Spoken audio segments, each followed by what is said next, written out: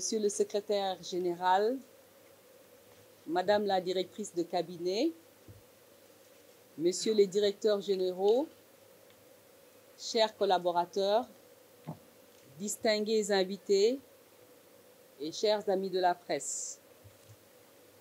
C'est avec un réel plaisir que je m'adresse à vous en ce moment solennel pour d'abord rendre grâce au Tout-Puissant. Je vois qu'on m'envoie beaucoup de prières. On me souhaite une belle carrière. Je disais tout à l'heure au ministre Doudouka qu'après 32 ans sans chômage, moi je rêve vraiment de cette matinée où je n'ai rien à faire le matin. Et je pense que je vais m'atteler d'abord à me reposer. Je tiens à remercier le président de la République, son Excellence Macky Sall, pour l'honneur qu'il m'a fait de servir mon pays. Son accompagnement et ses conseils ne m'ont jamais fait défaut. Je lui réitère toute ma reconnaissance pour la confiance placée en ma personne. Grâce à vous, Monsieur le Président de la République, les femmes savent qu'il n'y a plus de plafond de verre au ministère de l'Économie. J'associe à ces remerciements le Premier ministre Amadou Ba, ainsi que tous mes anciens collègues ministres à qui je souhaite plein succès. Mesdames et messieurs, ma mission au sein du ministère a été exaltante. Avec la brillante équipe en place, nous avions une feuille de route en 5 points. Le point numéro 1, c'était de lever tous les financements des projets de directives présidentielles. Je me souviens, lors de ma passation de service, le ministre Ahmad Holt m'avait dit, en 3 ans et demi, nous avons mobilisé 5 000 milliards. Et on compte sur vous pour faire plus. Le point numéro 2, c'était d'élaborer le PAP 3, qui est la déclinaison quinquennale du plan Sénégal émergent pour la période 2024-2028. Le président m'avait instruit aussi de réussir le recensement général de la population. Vous savez qu'un recensement, il est recommandé de le faire chaque 10 ans. Il nous avait aussi instruit de commencer ce qu'on appelle le rebasing, le recalcul de nos comptes nationaux. Vous savez que l'année de référence de notre PIB est 2014. Il nous avait instruit de recalculer les comptes nationaux avec comme année de référence 2021. Il nous avait demandé de rendre opérationnelle la loi de 2021 sur les PPP en impliquant le secteur privé national grâce à la stratégie nationale de développement du secteur privé. Monsieur le ministre, je vous remettrai une copie du PAP 3 qui est là. Un PAP 3 qui est notre référentiel de développement et qui est divisé en 4 chapitres. Le premier chapitre, c'est le bilan élogieux du PSE. Le deuxième chapitre, c'est le cadre macroéconomique. On attend un taux de croissance moyen de 7,7% sur les 5 prochaines années, un déficit budgétaire maîtrisé à 3%. Et le PAP, pour ce que les journalistes, je sais, sont très intéressés, une partie des informations figure dans le projet de loi de finances 2024 qui a été déposé à l'Assemblée ce 14 octobre par le ministre des Finances. Numéro 3 dans le PAP, c'est les 22 projets phares et les 13 réformes sectorielles et transversales et bien évidemment tout le calcul sur le volume du PAP. Nous avons également, conformément aux instructions du président de la République, porté la part du secteur privé à plus de 50% dans le PAP. Je vous laisserai la primeur, en tant que nouveau ministre, de partager le PAP 3 avec le public. Concernant les partenariats publics-privés, des avancées significatives ont été réalisées, notamment la signature du premier contrat PPP sous la nouvelle loi 2021. Si vous vous souvenez, c'était le contrat de projet des 15 centres de formation professionnelle où un privé investit et se fait rémunérer en offrant le service au public.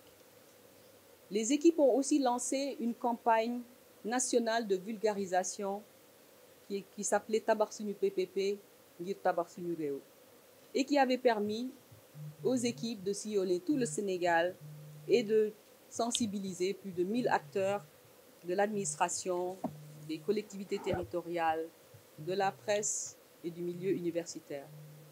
Aujourd'hui, vous pouvez trouver le portefeuille des 59 projets PPPables avec un volume d'investissement à peu près de 2500 milliards sur le site du ministère. Et j'ai partagé avec vous nos cartes de visite. Derrière les cartes, nous avons le code QR, le QR code, que lorsque vous le scannez, vous donne l'ensemble des projets PPP, qu'on appelle les projets PPPables, sur le site du ministère. En ce qui concerne le recensement, l'ANSD vous remettra, d'ici le 31 octobre, le rapport provisoire. Ce recensement qui a mobilisé plus de 32 000 agents qui ont sillonné le Sénégal et qui a été entièrement effectué en digital, nous permettant d'avoir les données en temps réel. Je ne trahis pas de secret, monsieur le DG de l'ANSD. En 2023, nous sommes 18 275 000 Sénégalais et toujours avec une majorité de femmes à 50,8%. Comme vous le savez, monsieur le ministre, l'ANSD est un centre d'excellence et chaque année, elle forme des cohortes de statisticiens. Le Sénégal fait partie des pays de la liste restreinte du Fonds monétaire pour la norme spéciale de diffusion des données. En Afrique subsaharienne, nous sommes les seuls, avec l'île Maurice, l'Afrique du Sud et les Seychelles, à faire partie de ce groupe restreint. Je voudrais aussi féliciter les équipes du MEPC. Grâce à leur expertise et leur dévouement, nous avons mobilisé 1933 milliards de francs CFA depuis septembre 2022, à travers la signature de 69 conventions, une moyenne à peu près de 6 conventions par mois. Cette enveloppe est composée de prêts à hauteur de 1 749 milliards et de dons pour 183 milliards. Il est important de noter que les financements mobilisés sont essentiellement des fonds concessionnels à hauteur de 73%. Je souhaiterais saluer l'engagement des partenaires financiers, que je ne listerai pas, qui accompagnent le Sénégal dans la réalisation de ces projets. Et ces projets sont le TER, Diamniadio AIBD, le financement est bouclé, le BRT et la restructuration du réseau de transport de Dakar, l'autoroute Dakar-Tivaouane-Saint-Louis, les infrastructures structurantes de la zone économique spéciale de Diass, la voirie de Diamniadio, l'hôpital de Tivaouane, l'hôpital de Dantec, les 100 000 lampadaires, et vraiment la liste est très longue. Monsieur le ministre, nous vous confions la stratégie nationale de développement du secteur privé. À l'horizon 2035, grâce à la mise en œuvre de cette stratégie, il est attendu la densification du tissu d'entreprise avec plus de 300 000 entreprises formelles, 300 champions nationaux et 3 millions d'emplois formels créés. Telle est notre ambition.